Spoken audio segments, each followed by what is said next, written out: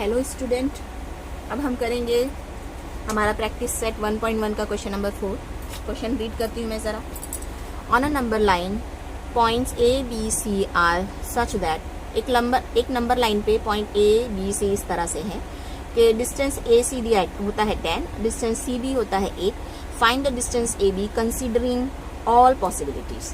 तो आपको ए सी दिया है 10, सी बी दिया है 8। आपको कंसीडर करना है कि आपको मालूम क्या करना है, सारे क्वेश्चन में A B distance find out करना है कि सारी पॉसिबिलिटीज़ के साथ में कितनी पॉसिबिलिटीज़ हो सकती हैं कि डिस्टेंस ए बी की।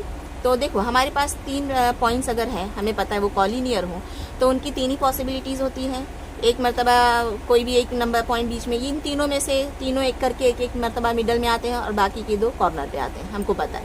पहली पॉसिबिलिटी हम लिख देते हैं कि चलो मान लेते हैं कि सी पर हमको distance A B find out करना है। डिस्टेंस ए बी हमको डिस्टेंस जो दिया है ए सी और सी बी दिया गया, ए सी बी दिया गया है। तो अगर ये पॉसिबिलिटी है कि सी बीच में है तो डिस्टेंस ए बी क्या होगा। पहली पॉसिबिलिटी लिख लेंगे, फिगर देखो क्या लिख लेंगे कि A dash C dash B dash, मतलब A C B collinear point है। इसका फिगर बना लेंगे तो किस तरह से बनेगा, ए कॉर्नर के पॉइंट है, सी मिडल में है। तो अब इन्फॉर्मेशन उतार लेंगे, डिस्टेंस ए सी कितना है 10 और डिस्टेंस सी बी कितना दिया हमारा 8। तो ए बी कितना आएगा फिगर में देख के 10 + 8 18। तो उसी को हम यहाँ पे लिखेंगे। हमको फाइंड आउट क्या करना है, डिस्टेंस ए बी। तो लिखेंगे distance A B is equals to, figure में देखो तो क्या होता है, distance A B equals to what, distance A C plus distance C B. ठीक है, तो ए सी 10 और ये कितना 8, तो ये हो गया 18। ठीक है, तो पहली पॉसिबिलिटीज़ जो है इस तरह से अगर हम जाएंगे तो डिस्टेंस ए बी जो है वो होगा हमारा 18। अब दूसरी पॉसिबिलिटी चेक कर लेते हैं क्या हो सकती है। पॉसिबिलिटी 2 कर लेते हैं इसको। सेकंड क्या पॉसिबिलिटी हो सकती है, इन दोनों के बीच में कोई भी आ जाए पॉइंट्स ले लेते हैं हमारा। मान लेते हैं कि बी जो है इन बिटवीन में है ए और सी के। फिगर इसके हिसाब से बन जाएगा हमारा ए बी सी।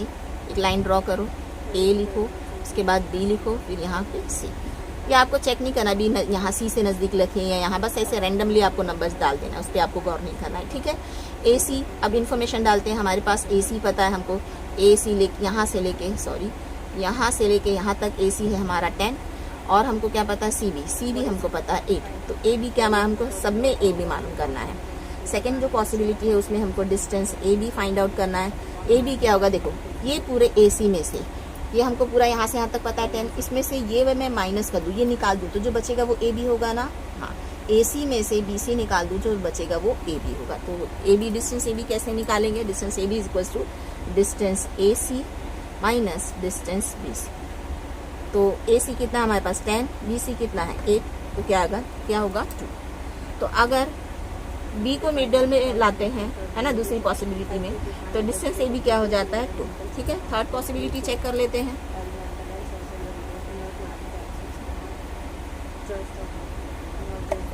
थर्ड जो पॉसिबिलिटी है वो चेक कर लेते हैं। थर्ड में अभी हमने ए को लिया था, सी को लिया था, अब किसको लेना है हमको, बी को ले लेते हैं। ठीक है, इसे ले लेते हैं हम, बी को ले लेते हैं बीच में इस तरह से ए बी एंड सी करके। ठीक है, फिगर कैसी बनेगी फिर, ए बी बीच में होगा और सी एंड में होगा। इन्फॉर्मेशन पुट कर देंगे। ए बी तो हमको पता करना है, बी सी पता है हमको, बी सी या सी बी पता है हमको 8 है, और ए सी कितना है, ये यहाँ से लेके यहाँ तक कितना है 10। हमको मालूम क्या करना है, डिस्टेंस ए बी। लिखेंगे डिस्टेंस ए बी, क्वेश्चन में ही देखो दिया, find distance A B. Distance A B क्या होगा हमारे पास, ए बी ए सी में से बी सी माइनस कर दो तो जो होगा वो A B. Distance A C minus distance B C. Distance A C क्या है 10 आउट ऑफ 10 माइनस 2। ये तो अभी हमने कर लिया, सॉरी रिपीट हो गया। थर्ड पॉसिबिलिटीज़ क्या थी हमारी, ए बी मिडल में आ गया था ना, पहली पॉसिबिलिटी में हमने किसे मिडल में लिया था, सी को लिया था। इसमें हम ले लेते ए को मिडल में, ए को ले लेते हैं।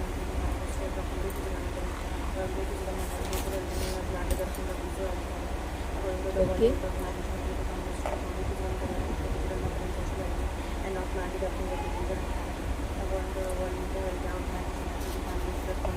पहले हमने किसे लिया था मिडल में, पहले हमने लिया था सी को, उसके बाद बी को। अब हम ले लेते हैं ए को मिडल में। तो बी और सी को एन में रख देते हैं, ए को। देखो ये दोनों को में से आप किसको भी एन में रखोगे आंसर आपका सेम आएगा, ठीक है। तो यहाँ पे बी लिख देते हैं, यहाँ पे ए लिख देते हैं और यहाँ पे सी लिख देते हैं। इन्फॉर्मेशन डाल देते हैं इसमें। ए बी कितना है हमारे पास, ए बी नहीं हमें पता है, ए सी पता है हमको, ए सी कितना है 10 और सी बी हमको पता है 8। ओके हाँ, यहाँ पे हम जो है यानी कि हम सिर्फ 2 पॉसिबिलिटी ले सकते हैं। वो कैसे, किसी पॉसिबिलिटी इम्पॉसिबल है।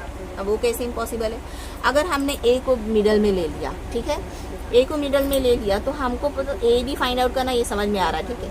ए सी हमारा जो है, जो कि हमें को क्वेश्चन में इन्फॉर्मेशन दी गई है वो 10 है और फिर सी बी 8। तो क्या ये पॉसिबल है कि ये इतना 10, देखो हमने जिस तरह से कॉलिनियर पॉइंट लिया है, ए को मिडल, 2 पॉसिबिलिटी हमने ले लिए हैं।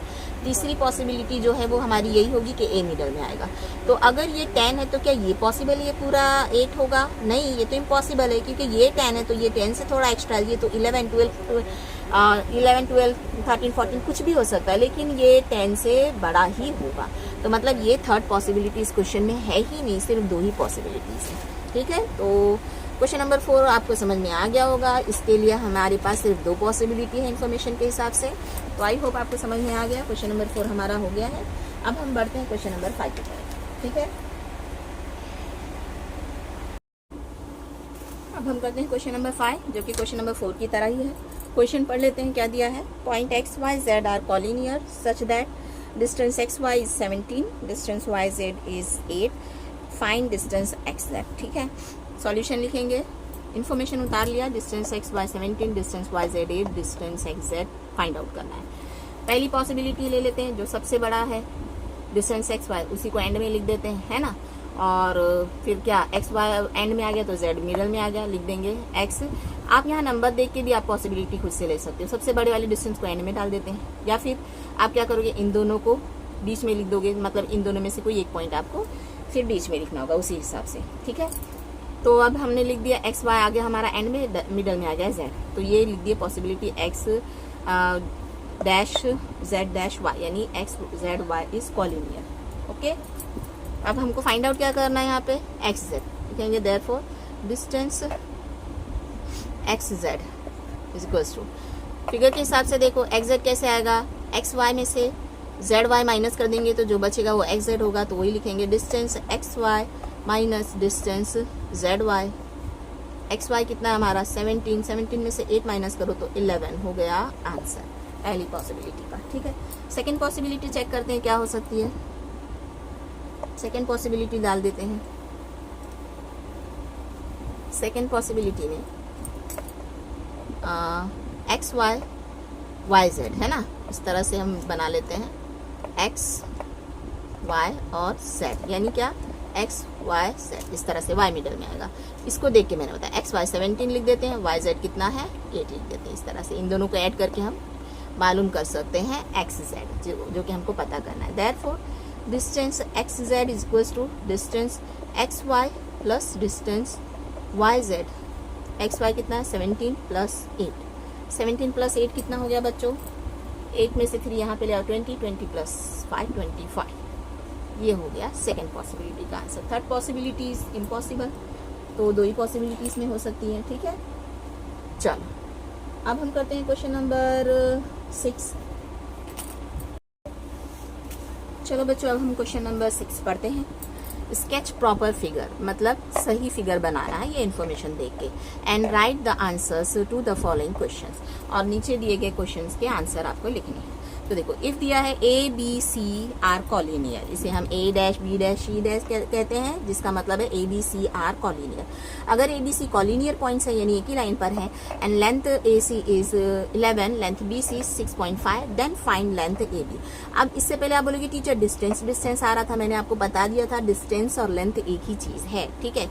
तो हमें फाइंड आउट करना है लेंथ ए बी। तो स्केच करना एक फिगर जो कि हमको दिया हुआ, क्या दिया हुआ, ए बी सी कॉलिनियर। तो इस तरह से हम कॉलिनियर पॉइंट्स देके एक फिगर ड्रॉ कर लिया हमने, ए बी और सी नाम दे दिया, ठीक है।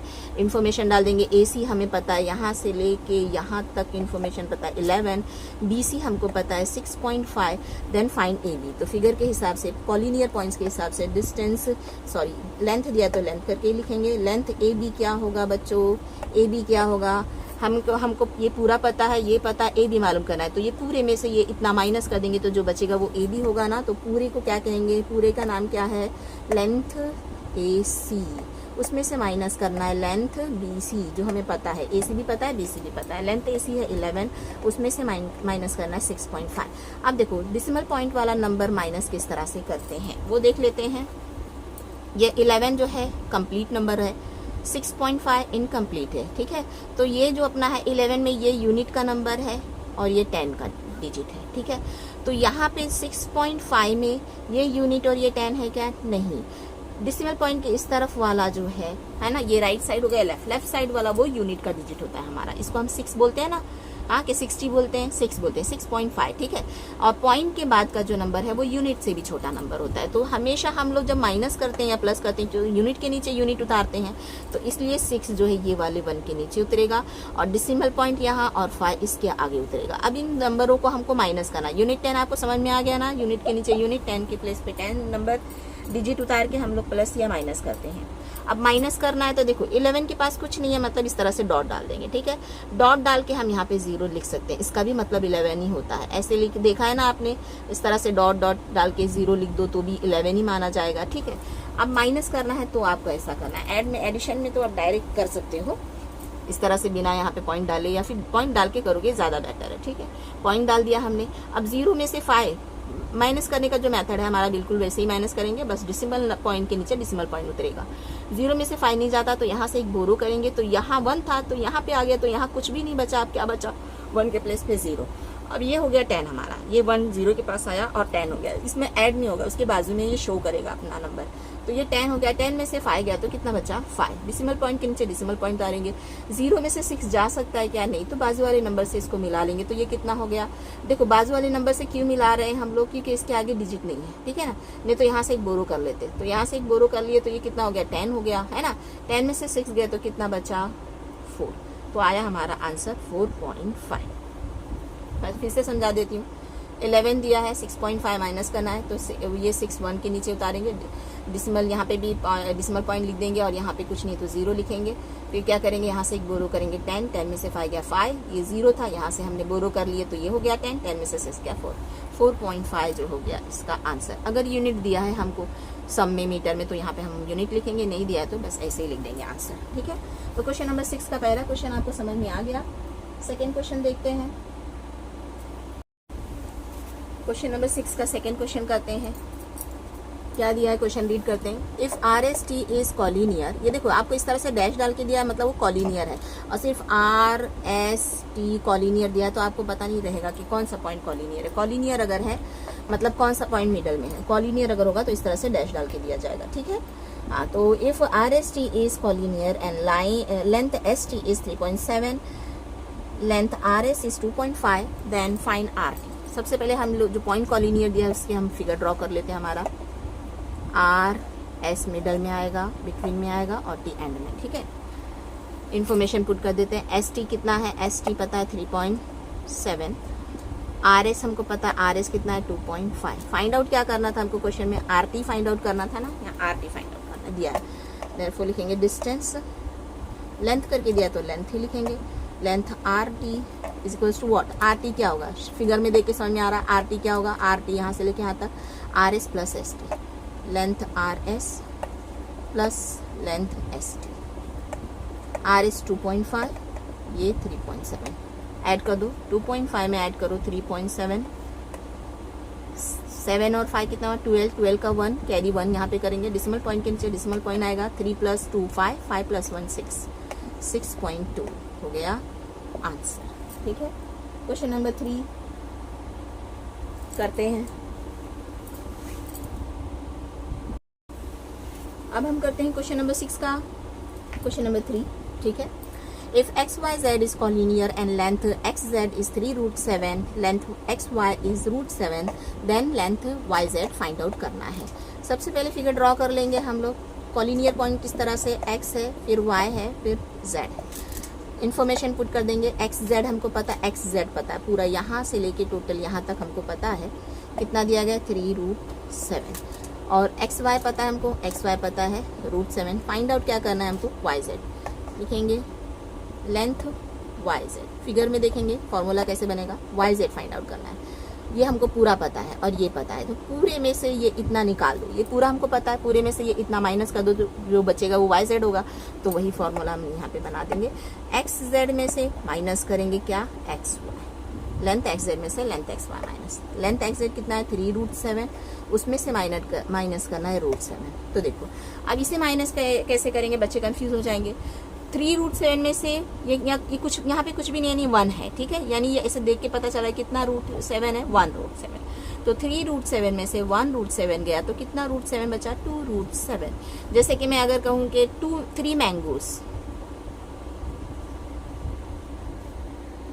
3 मैंगोज में से माइनस करना है 2 मैंगोज, तो कितने मैंगोज बचेंगे मेरे पास? 1 मैंगो। ओके, समझ में आया ना? इसी तरह से 3√7 में से माइनस करेंगे 1√7, तो कितना √7 बचेगा? 2√7। तो यहाँ पे हमारी एक्सरसाइज फिनिश होती है। ओके, क्वेश्चन नंबर 7 भी है क्या इसमें? Which figure is formed by 3 non-collinear points? एक क्वेश्चन नंबर 7 भी है, देखते हैं अभी। तो आई होप कि आपको समझ में आया हो गया, ठीक है। अगर समझ में आया होगा तो प्लीज़ मेरे चैनल सनशाइन उर्दू को सब्सक्राइब करना, मेरे वीडियोस को अच्छे लगे तो लाइक करना और ज़्यादा से ज़्यादा लोगों को सब्सक्राइब करना, ठीक है। सॉरी, शेयर करना। ओके, क्वेश्चन नंबर 7 भी देख लेते हैं बच्चों, बहुत छोटा सा है।